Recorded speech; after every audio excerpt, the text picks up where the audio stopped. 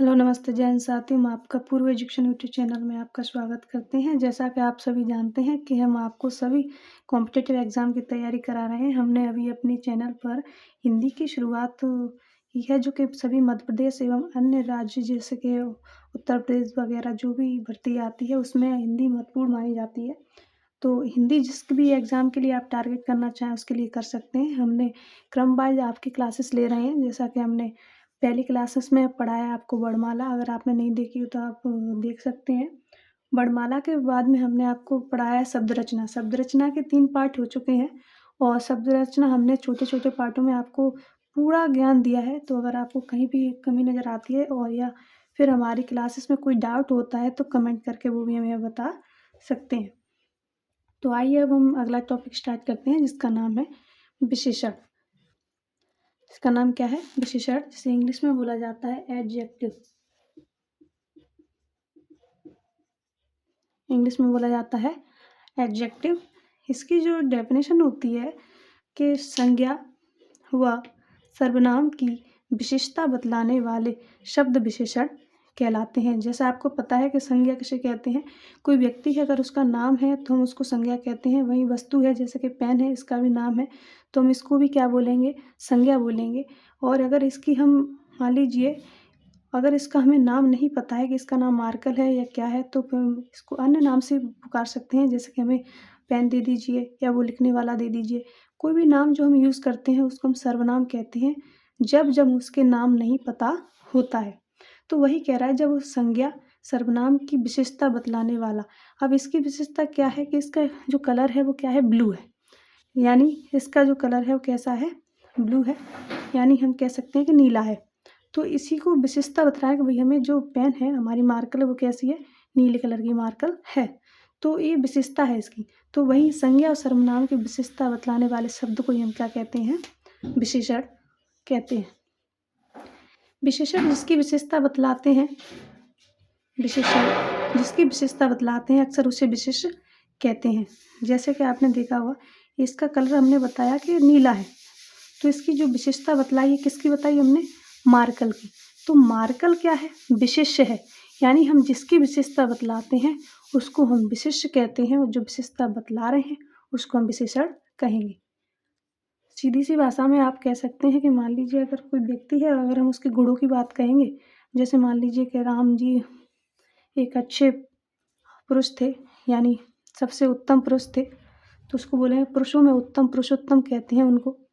तो हम किसकी बात कर रहे हैं? राम की। तो राम है, तो राम क्या है? एक विशेष्य है, और अगर हम उसकी विशेषता बतला रहे हैं, तो वो क्या हो गया? विशेषण। यानी वो एक अच्छे पुरुष हैं, यानी वो विशेषण हो गया। वहीं हम राम की बता रहे हैं, तो वो विशेष्य हो गया। तो विशेष्य के अनुसार ही विशेषण लिंग वचन में आता है। लिंग आपको पता ही है, महिला या पुरुष की बात होगी जब लिंग की बात होगी।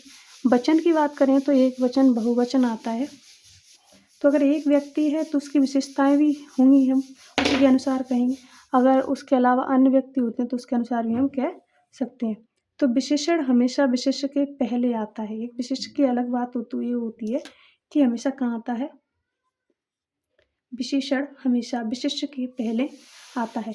एग्ज़ाम्पल में देख सकते हैं आप, जैसे अच्छा लड़का।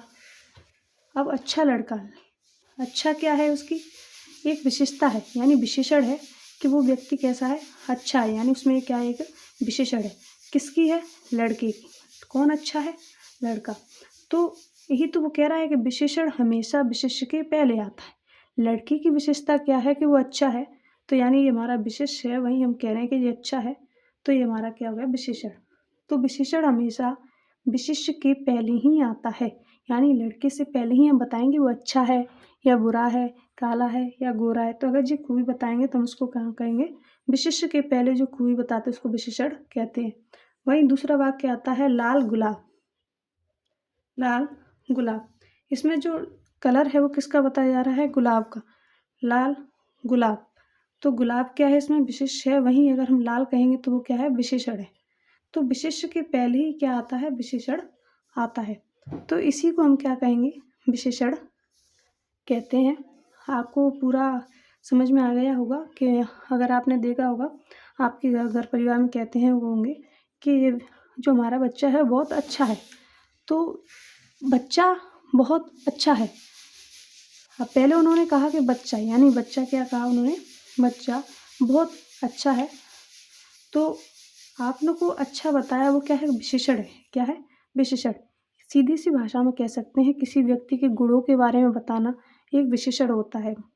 रंग रूप के बारे में बताना विशेषण होता है। उसकी खूबी और कमियों के बारे में बताना भी एक विशेषण होता है। विशेषण का मतलब ही होता है उसकी विशेषता बतलाना। हाँ भाई देखिए, विशेषण की भी विशेषता। अच्छा, जो विशेषण होता है, मान लीजिए जो अच्छाई होती है उसकी भी एक और चीज़ बताता है। विशेषण की भी विशेषता बतलाने वाला शब्द क्या होता है, प्रविशेषण होता है। प्रविशेषण कहलाता है। विशेषण की भी विशेषता बतलाने वाला शब्द प्रविशेषण कहलाता है। प्रविशेषण विशेषण के भी पहले आता है। अब ये भी आपको थोड़ा सा कंफ्यूज करेगा, पर ये देखिए, आपका जो पहला है अच्छा, ये क्या है, विशेषण। लड़का क्या है, विशिष्ट। विशिष्ट से पहले जो आया वो विशेषण। अब इस विशेषण से भी जो पहले आता है उसको हम कहते हैं प्रविशेषण। जैसे बहुत अच्छा लड़का है, अच्छा क्या हो गया, विशेषण हो गया। लड़का क्या हो गया, विशिष्ट हो गया। कितना अच्छा है, कम है, ज़्यादा है, बहुत है, ये जो बता रहा है वो इसको हम कहेंगे प्रविशेषण। क्या कहेंगे, प्रविशेषण। तो हिंदी अपने आप में ही एक महारथी होती है। हिंदी में कोई अच्छे अच्छे महारथी भी ये कान पकड़ लेते हैं और कहते हैं कि भाई हिंदी में तो एक एक शब्द की महत्वपूर्ण भूमिका होती है। एक एक शब्द अपनी अपनी अलग पहचान रखता है इसमें। तो बहुत अच्छा लड़का है, अच्छा क्या है, विशेषण। लड़का क्या है, विशिष्ट। लड़की की विशेषता कौन बता रहा है, अच्छा। अच्छा कितना अच्छा है, ये कौन बता रहा है, प्रविशेषण। तो वहीं दूसरा है, गहरा लाल गुलाब है। गुलाब क्या है, विशेष्य है। वहीं लाल क्या है, विशेषण है। और गहरा, गहरा लाल गुलाब है। तो गहरा जो क्या है आपका, प्रविशेषण है। कितना गहरा है, हल्का गहरा है, ज़्यादा गहरा है, या फिर और गहरा है, इस तरीके के जो शब्द होते हैं वो क्या होते हैं, आपके प्रविशेषण होते हैं। तो वही यही तो कह रहा है कि विशेषण की भी विशेषता बतलाने वाला शब्द प्रविशेषण कहलाता है। अब ये हो गई आपकी डेफिनेशन। आपको समझ में आ गया हो कि विशेषण किसे कहते हैं। किसी व्यक्ति के बारे में, किसी वस्तु के बारे में अगर उसकी अच्छाई बुराई गुणों के बारे में बताते हैं तो हम उसको विशेषण कहते हैं। जिसके बारे में हम बताते हैं उसको हम विशेष्य कहते हैं। विशेषण की भी विशेषता बतलाने वाले को हम क्या कहेंगे, प्रविशेषण कहते हैं। कि कितनी है, कम है, ज़्यादा है, थोड़ा है, बहुत है, इस तरीके के जो शब्द आते हैं हमारे किस में आते हैं, प्रविशेषण में आते हैं। यहाँ तक समझ में आ गया होगा आपको परिभाषा। अब विशेषण के भी भेद होते हैं कि आपके जो विशेषण होते हैं वो कितने प्रकार के होते हैं। तो देखिए, विशेषण के जो भेद होते हैं, पहला होता है गुणवाचक विशेषण। क्या होता है, गुणवाचक विशेषण। वह शब्द जो किसी संज्ञा व सर्वनाम के गुण का बोध कराते हैं, जैसे कि गोल, मोटा, पीला, मीठा, सुंदर। मान लीजिए किसी गुण के व्यक्ति के बारे में, जैसे आप कहते हैं कि भाई लड्डू है। लड्डू का गुण क्या है कि एक तो वो गोल है, और एक वो मीठा है, दूसरा वो पीला है, और जब वो दिखता है तो कैसा दिखता है, सुंदर दिखता है। और आप देखेंगे आकार में मोटा भी हो जाता है, लड्डू बूंदी का देखा होगा। तो उसकी जो गुण हैं, इन्हीं के बारे में जो विशेषता बतलाते हैं, तो इन्हीं गुणों को बारे में बतलाने वाले को हम कहते हैं गुणवाचक विशेषण। क्या कहेंगे, गुणवाचक विशेषण। तो वह शब्द जो किसी संज्ञा सर्वनाम के गुण का बोध कराते हैं, जैसे गोल, मोटा, कोमा पीला, कोमा मीठा, कोमा सुंदर। इस तरीके के जो शब्द होते हैं आपके गुणवाचक विशेषण होते हैं। अब अगला आता है आपका क्या, प्रमाणवाचक विशेषण। आपने देखा होगा प्रमाण को हम हिंदी में वैसे साक्ष्य भी कहते हैं और इंग्लिश में प्रूव करना भी कहते हैं। तो किसी को प्रमाण करना या उसका प्रमाण देना, यही क्या होता है, प्रमाणवाचक विशेषण होता है। अब देखिए, प्रमाणवाचक विशेषण वह शब्द जो किसी संज्ञा व सर्वनाम के नाप तौल का बोध कराता है। यह दो प्रकार का होता है। किसी की नाप तौल, मान लीजिए कितनी मात्रा है उसकी, जो मात्रा नाप तौल में की जाती है, लीटर में मापी जाती है, तौल में नापी जाती है, किलो 2 किलो, तो जो नाप तौल होती है वो किस में आता है? प्रमाणवाचक विशेषण में आता है। अब इसके भी दो प्रकार होते हैं। प्रमाण अगर हम देना है तो दो तरीके से हम दे सकते हैं। पहला निश्चय प्रमाणवाचक, कि भाई हम निश्चित कर देते हैं कि भाई हमें मात्रा कितनी लेनी है। उसके बाद में दूसरा होता है अनिश्चयवाचक, अनिश्चय प्रमाणवाचक होता है। क्या होता है? अनिश्चय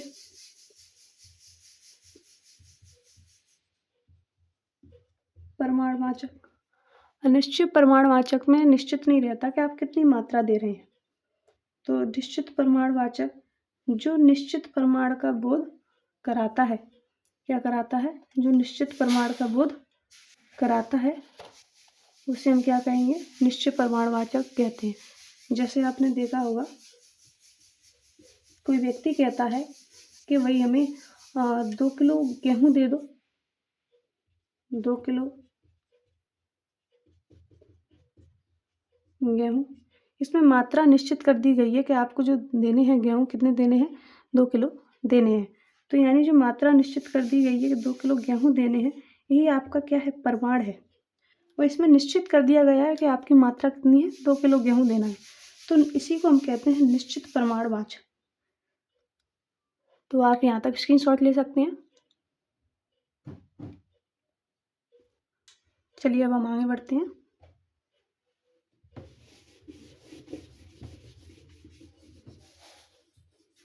आपका समय बचाने की वजह से हमने थोड़ा पहले से ही वो नोट करके रखा था ताकि आपका ज़्यादा टाइम ख़राब ना हो, क्योंकि पता है एग्ज़ाम की प्रिपरेशन कर रहे हैं तो आपको टाइम ज़्यादा वेस्ट होता है, तो अच्छी बात नहीं होती है।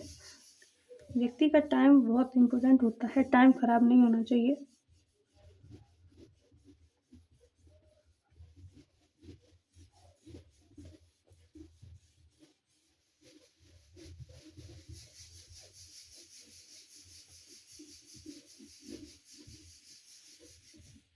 देखिए अब अगला डालेंगे हम क्या? देखिए अब आपका अगला क्या आता है? अनिश्चय प्रमाणवाचक।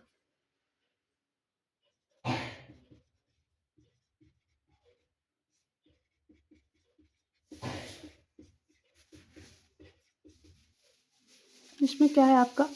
अनिश्चय प्रमाणवाचक। अनिश्चय प्रमाणवाचक जो निश्चित प्रमाण का बोध नहीं कराता है, जो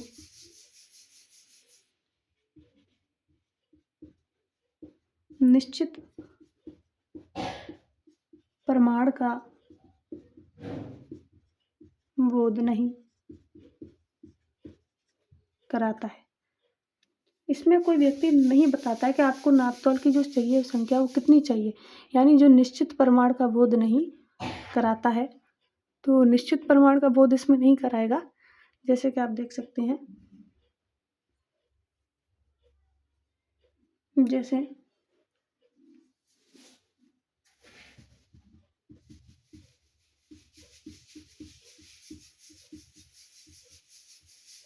अगर कोई व्यक्ति किसी से सामान मांगता है तो वो कहता है भाई हमें थोड़े से चावल दे दो। मात्रा कह रहा है कि थोड़े से चावल। आपको थोड़ा लाइट प्रॉब्लम हो रही है यहाँ से। जैसे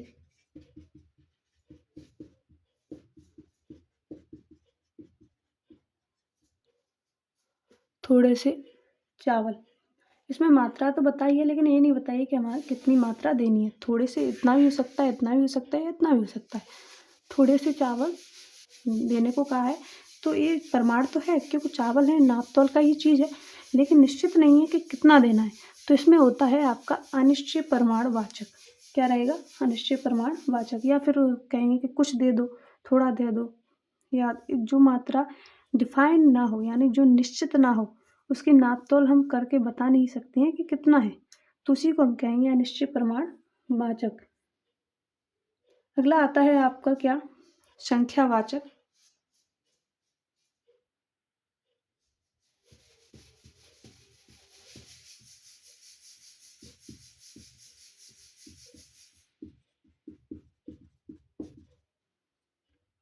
अगला आता है क्या आपका?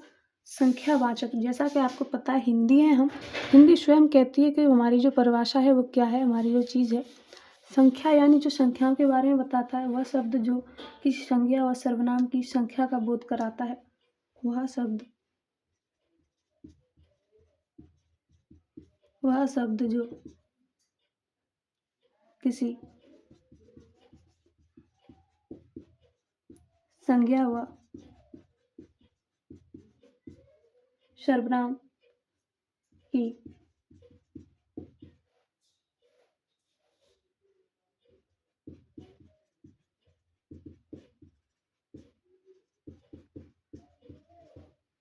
आपने पढ़ा है पहले से ही। संज्ञा किसे कहते हैं, सर्वनाम किसे कहते हैं, हमें समझाने की जरूरत नहीं है, इसलिए हमने पहले से ही करा दिया है। क्योंकि वह चीज़ जो आपके बाद में किसी चीज़ में आती है उसको हम पहले ही करा रहे हैं, ताकि आपको ये ना पूछना पड़े कि भाई विशेषण किसे कहते हैं, संज्ञा किसे कहते हैं, सर्वनाम किसे कहते हैं। आप डायरेक्ट इस पर आ गए तो आपको कहीं भी दिक्कत ना आए, इसलिए हम क्रम से लेके चल रहे हैं। तो वह शब्द जो किसी संज्ञा और सर्वनाम की संख्या का बोध कराता है। ये भी आपके कितने प्रकार के होते हैं, यह भी 2 प्रकार के होते हैं। यह भी 2 प्रकार के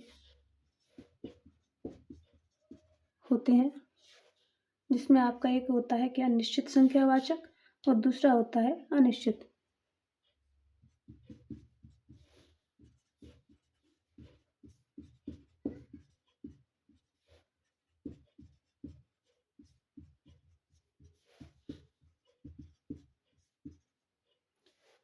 निश्चित संख्यावाचक, जैसा कि नाम से पता है, जिसमें संख्या निश्चित हो कि हमें जो संख्या लेनी है वो कितना दे रहा है, हमें 1 दर्जन, 2 दर्जन, 4, 5, इस तरीके की जो संख्या होती है निश्चित कर देती है, उसी को हम निश्चित संख्यावाचक विशेषण कहते हैं।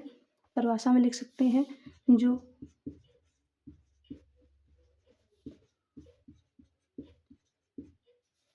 निश्चित संख्या का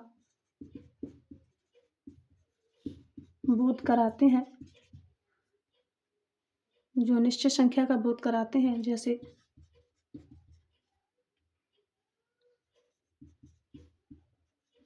4 लड़के यहाँ बैठे हैं। यहाँ पे लड़के जो बैठे हैं उनकी संख्या कितनी है, 4 लड़के यहाँ बैठे हैं। लड़कों की संख्या निश्चित कर दी गई है कि जो लड़के बैठे हैं कितने बैठे हैं, 4 बैठे हैं, तो 4 लड़के यहाँ बैठे हैं। तो इस तरीके की जो संख्या है उसको हम कहेंगे निश्चित संख्यावाचक विशेषण। जैसे 1 दर्जन पुस्तक, दूसरा है आपका 1 दर्जन पुस्तक है। आपको पता है कि 1 दर्जन में 12 संख्या होती है, तो यानी 1 दर्जन अगर हमने कह दिया तो इस दर्जन में 12 पुस्तक ही होंगी।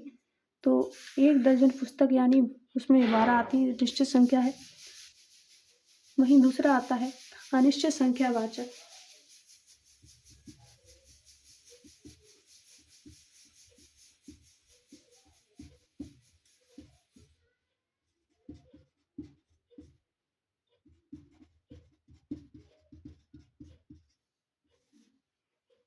अगला है आपका अनिश्चित संख्यावाचक विशेषण। अनिश्चित संख्यावाचक विशेषण में आपका पता नहीं रहता है कि कितनी संख्या है, तो जो निश्चित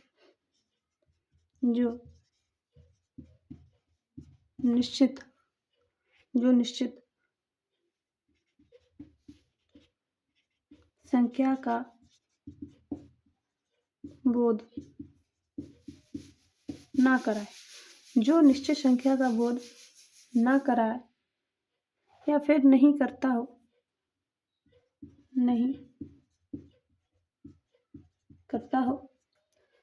जैसे कुछ लड़के बैठे हैं, कुछ लड़के बैठे हैं। इसमें क्या है कि संख्या निश्चित नहीं रहती है, कि जो निश्चित संख्या का बोध नहीं करता है। जैसे कुछ लड़के बैठे हैं, कुछ पेंसिल गिर पड़ी, कुछ पेंसिल गिर पड़ी।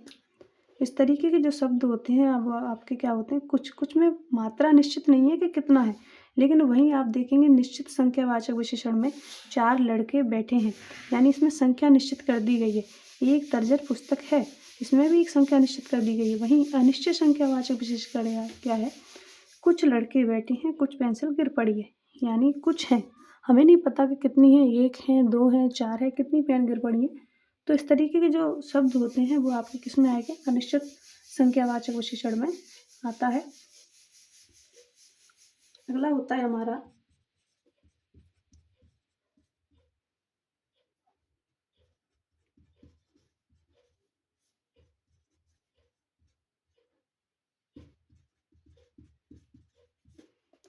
सार्वनामिक विशेषण। क्या होता है? सार्वनामिक वह सर्वनाम जो, मान लीजिए, सर्वनाम जो विशेषण का कार्य करता है, सार्वनामिक विशेषण कहलाता है। वह सर्वनाम जो विशेषण का काम करता है,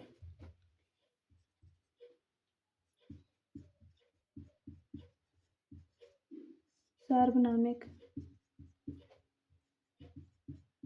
विशेषण